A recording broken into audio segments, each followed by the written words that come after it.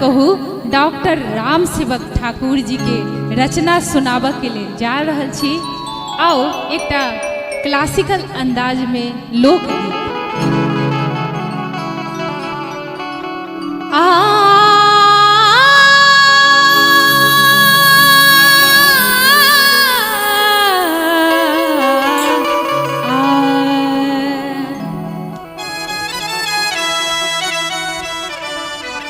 एकटा संगी अपन दोसर संगी के मन के बात कहे छथिन।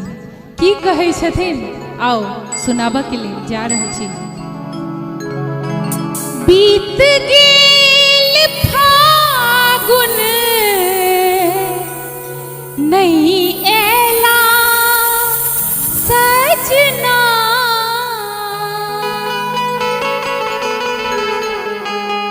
बीत गेल फागुन नहीं एला सजना, लागे सुना अंगना सखी बीत गेल फागुन नहीं एला सजना, सखी बीत गेल फागुन नहीं एला सजना, सखी बीत गेल फागुन नहीं एला सजना, सखी बीत गेल फागुन, बीत गेल फागुन नहीं एला सजना, लागे सुना अंगना सखी बीत गेल फागुन नहीं एला सजना, सखी बीत गेल फागुन।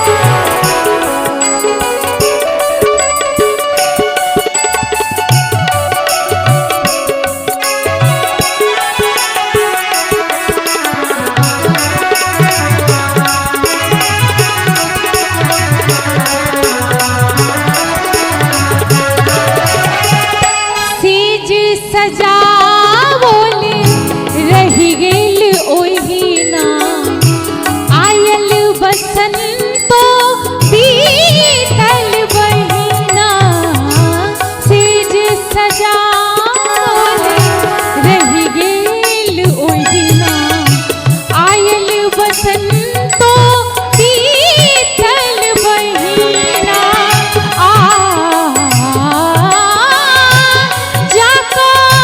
कौन सतिन संग मिलला नैना, लागे सुना अंगना सखी बीत गेल फागुन नहीं एला सजना, सखी बीत गेल फागुन नहीं एला सजना, सखी बीत गेल फागुन नहीं एला सजना, सखी बीत गेल फागुन।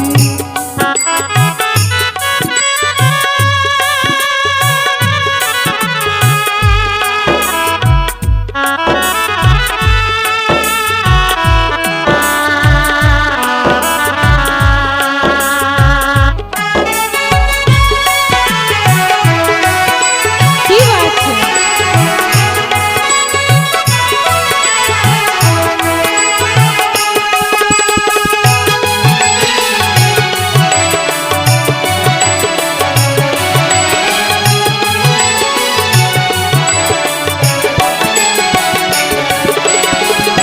ओई ठीक बैसल लाली चुनरिया, बैसल सब रंग नैन कजरिया, ओई ठीक बैसल लाली चुनरिया, बैसल सब रंग नैन कजरिया,